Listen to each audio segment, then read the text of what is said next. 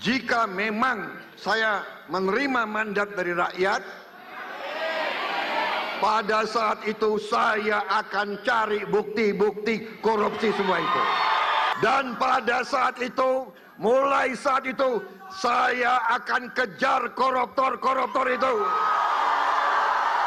Selamat datang di channel Dialektika, tempat kita membahas berbagai topik menarik seputar ilmu pengetahuan, politik dan isu AIS yang berkembang saat ini. Sebelum lanjut, jangan lupa like, komen, dan subscribe channel ini. Terima kasih, selamat menonton, semoga bermanfaat.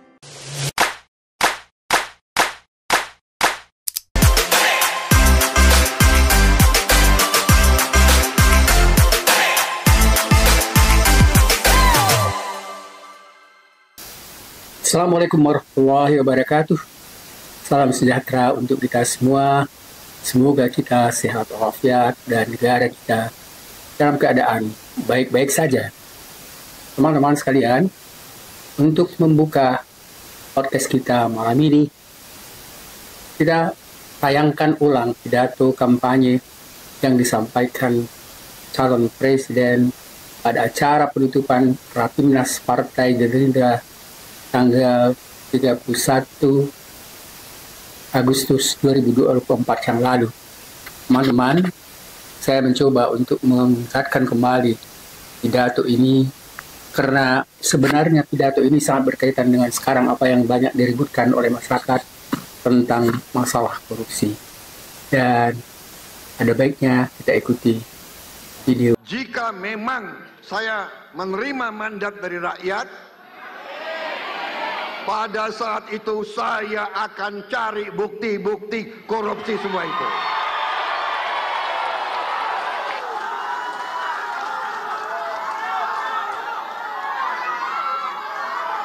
Dan pada saat itu, mulai saat itu, saya akan kejar koruptor-koruptor itu.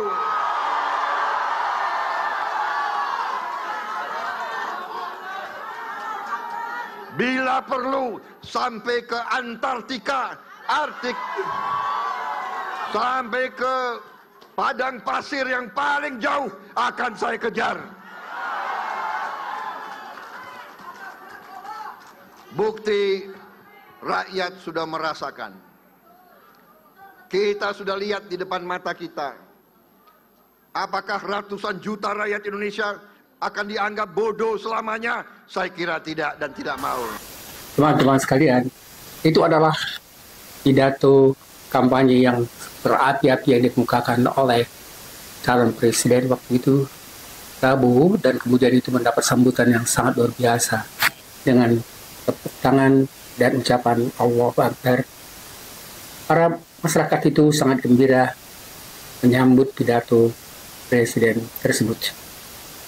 Dan sekarang beliau sudah jadi Presiden Republik Indonesia dan tinggal sekarang mencoba untuk membuktikan sebenarnya apa yang dikemukakan untuk mengatasi berbagai macam koruptor yang begitu besar.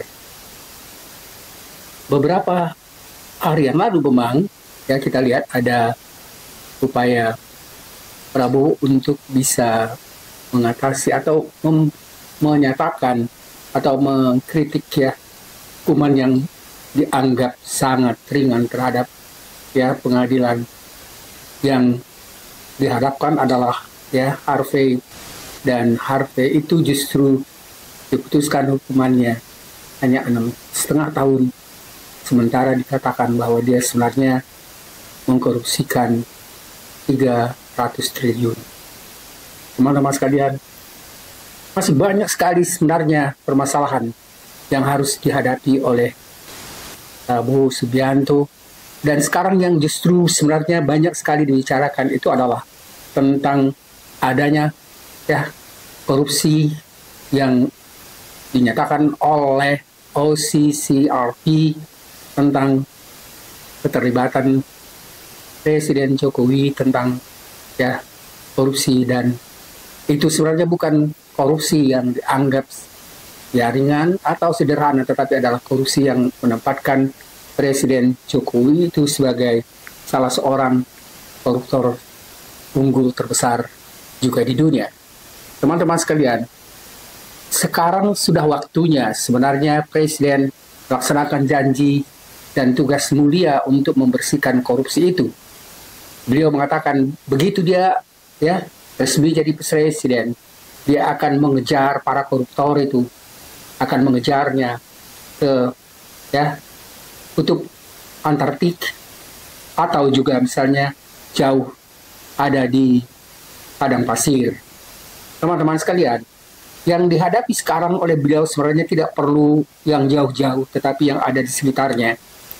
Teman-teman sekalian, kalau dikatakan bahwa berkaitan misalnya korupsi yang sangat besar dari bekas kepala negara Republik Indonesia, yaitu Jokowi, bagi kita sebenarnya itu kan sebenarnya tidak tempat yang jauh. Dan sekarang seperti janji yang dikemukakan oleh Presiden Prabowo, tinggal beliau untuk mencarinya, tidak perlu jauh-jauh tetapi yang ada di sekitarnya, dan kemudian mungkin ada baiknya bersama dengan KPK melakukan katakanlah misalnya pengadilan terhadap kasus-kasus yang dikemukakan tersebut. Sekarang waktunya bagi Presiden melaksanakan janji dan tugas mulia untuk membersihkan korupsi di negara yang korupsinya memang sudah sangat mewabah, seperti COVID yang menyerang para pejabat di sekitar istana dan juga misalnya sampai ke daerah. Teman-teman sekalian, jadi tugas mulia itu sebenarnya hal yang sangat baik sebagai tugas yang juga nanti mengharumkan nama Presiden Prabowo. Dan mudah-mudahan kita sekarang sudah melihat juga begitu banyak sebenarnya kritik-kritik terhadap keraguan masyarakat tentang kebenaran atau keseriusan Prabowo Subianto untuk mengatasi korupsi itu. Kita mengharapkan supaya ada lebih kepercayaan masyarakat pada presidennya, supaya bisa melakukan tugas untuk pembersihan korupsi yang sepertinya memang sudah begitu mewabah di lingkungan pejabat tinggi Indonesia sampai misalnya ke pejabat-pejabat daerah. Teman-teman sekalian, jadi kita mengharapkan sekali sebenarnya bisa Prabowo mengatasi korupsi ini untuk bisa memberikan sedikit misalnya kesejahteraan pada negara dan masyarakat, dan untuk mengatasi misalnya berbagai macam kehidupan yang tidak layak. Dan Prabowo sendiri merupakan itu di depan internasional bahwa banyak sekali masyarakat Indonesia, anak-anak Indonesia yang masih terserang stunting. Mudah-mudahan kalau korupsi yang begitu besar itu dapat diatasi. Mudah-mudahan misalnya masalah-masalah yang kesulitan negara untuk bisa misalnya mendanai beberapa hal, termasuk misalnya mendanai yang memberikan makanan pada anak-anak dan ibu-ibu yang sedang hamil, itu bisa dilakukan. Karena sekarang pun misalnya sudah kita lihat ada kritik-kritik terhadap makanan yang diberikan pada anak itu, justru anak-anak itu banyak sekali yang tidak bersedia atau tidak begitu suka untuk makan yang menurut mereka atau mungkin kita lihat itu adalah terlalu sederhana. Teman-teman sekalian, jadi seperti dikatakan di atas tadi, Presiden ditantang untuk membuktikan keseriusan janjinya memberantas korupsi itu. Dan mulailah dari lingkungan terdekat dahulu dan tidak perlu mengejar para koruptor jauh-jauh ke kutub atau Antartika. Jika itu tidak dilaksanakan, maka jelas sekali yang jauh pun tidak akan dikejar. Teman-teman sekalian, jadi sekarang kita misalnya mengharapkan bukti dari pernyataan yang dikemukakan waktu kampanye, dan itu juga setelah beliau jadi presiden selalu menyatakan niat baiknya untuk bisa menyelesaikan masalah korupsi di negara ini. Teman-teman sekalian, meskipun misalnya sudah ada tanda upaya Presiden dalam memberantas korupsi, seperti tadi dikemukakan korupsi Harvey Weinstein yang dijatuhi hukuman 6 tahun 6 bulan itu.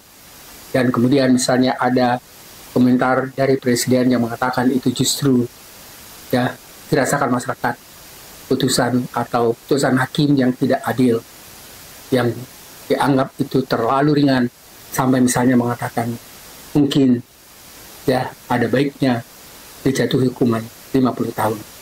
Ini mudah-mudahan tidak hanya berlaku pada Harvey Muiz, tetapi juga berlaku pada pejabat-pejabat tinggi.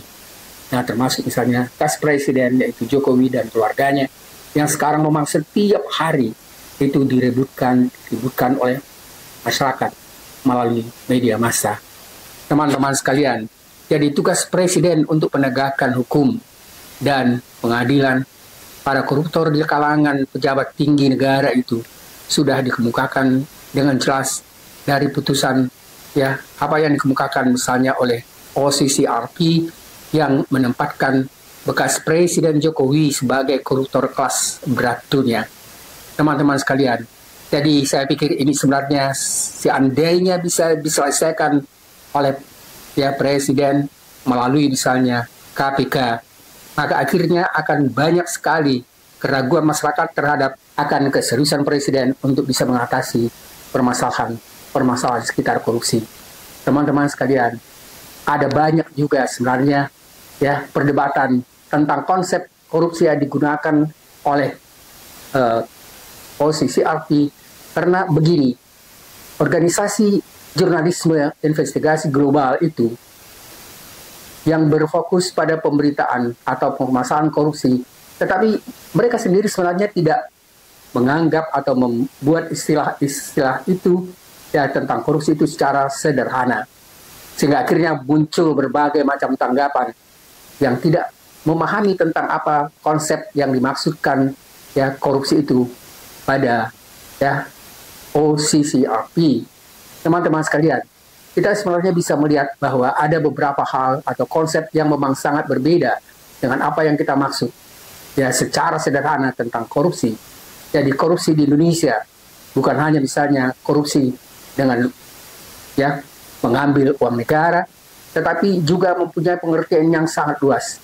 Dalam pandangan OCCRP, mereka sebenarnya sudah melakukan apa yang kita katakan misalnya dengan penentuan setiap tahun itu para pemimpin dunia yang dianggap melakukan korupsi secara luar biasa, dan mereka mengatakan bahwa korupsi itu tidak hanya terbatas pada penyalahgunaan uang atau aset yang menguntungkan pribadi atau kelompok atau keluarga. Dalam pengertian yang lebih luas, korupsi mencakup berbagai bentuk penyalahgunaan kekuasaan atau posisi atau wewenang yang merugikan masyarakat atau melanggar prinsip keadilan.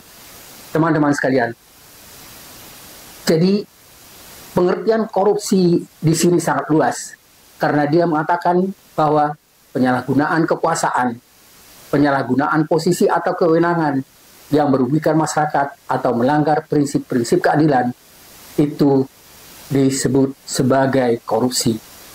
Untuk lebih jelasnya, bisa kita berikan beberapa hal yang dimaksudkan sebagai korupsi itu. Yang pertama adalah korupsi uang atau financial corruption.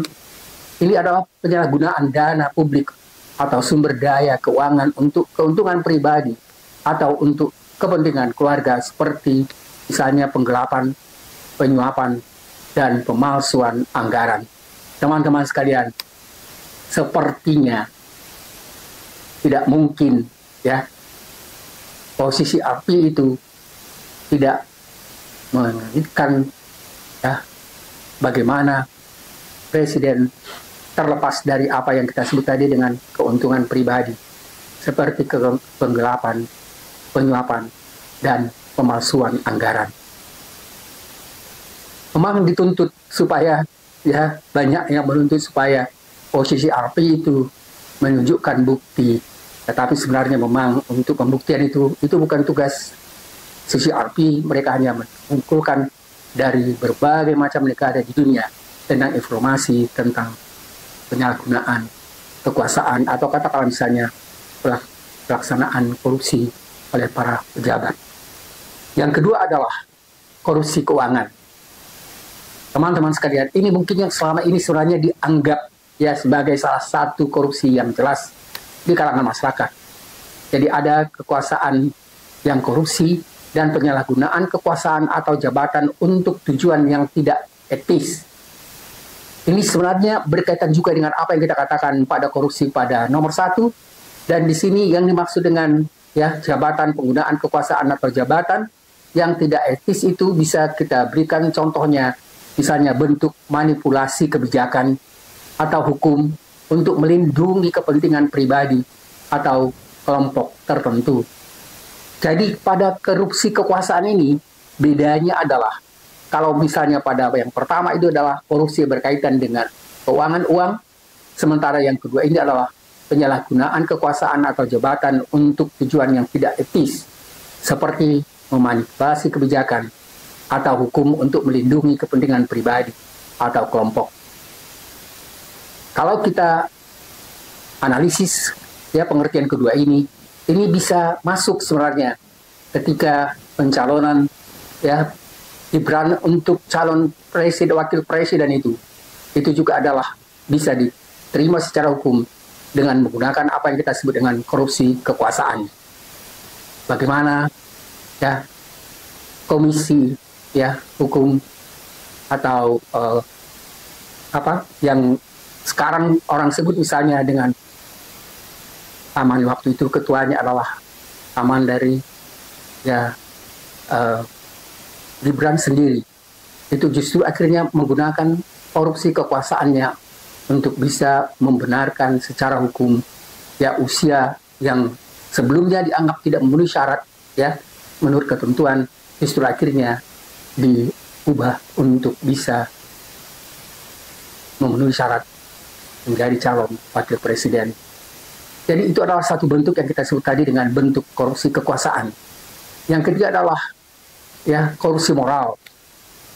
Jadi korupsi moral ini adalah bentuk penyimpangan dari nilai-nilai moral atau etika dalam pengembalian keputusan. Sebagai contohnya bisa kita katakan misalnya bagaimana termasuk ya suatu upaya untuk mendukung keputusan yang bertentangan dengan kepentingan publik. Ya, teman-teman sekalian, sepertinya banyak sekali sebenarnya ya ada keputusan-keputusan yang termasuk mendukung keputusan yang bertentangan dengan kepentingan publik atau kepentingan negara. Kita bisa beri contoh misalnya bagaimana apa yang kita anggap selama ini dan kita nyatakan dia sebagai misalnya sumber ya kekayaan alam, itu justru akhirnya digunakan bukan untuk kepentingan negara, lebih banyak misalnya kepentingan dari kelompok-kelompok tertentu, terutama sekali yang dekat dengan pemerintah.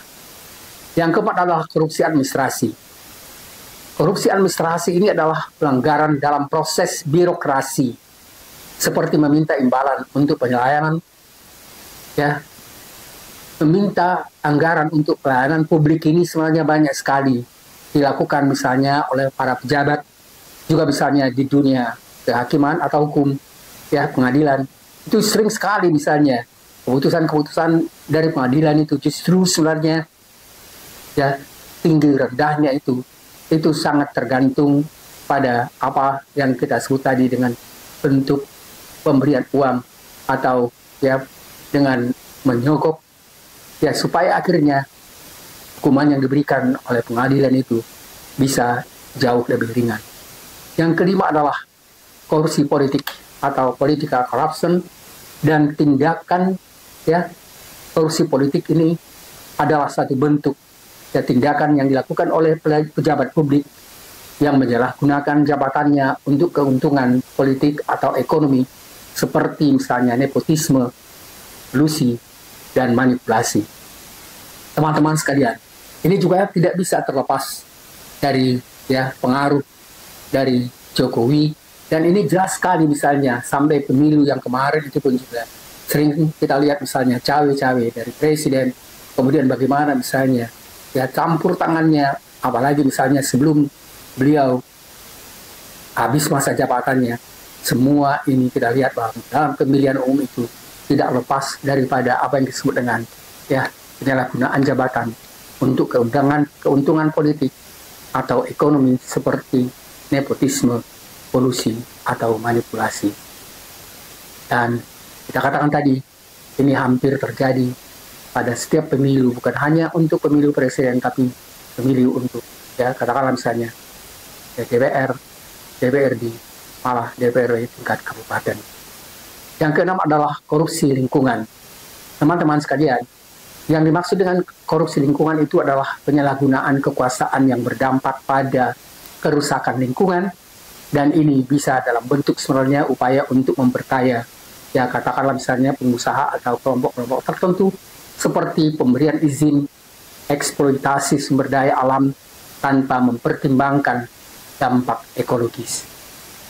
Teman-teman sekalian, ya sekarang lagi heboh misalnya bagaimana tepi atau pantai di sekitar ya Tik 2 itu justru sekarang ya diributkan tentang buatnya pagar sepanjang puluhan kilometer, dan jadi persoalan di situ adalah dia juga sebenarnya bukan hanya merusak izin, tetapi juga itu menyebabkan bagaimana kerugian pada masyarakat, karena masyarakat yang selamanya hidup dari cari ikan laut justru akhirnya terhambat karena tidak ada jalan untuk bisa keluar dari lingkungannya.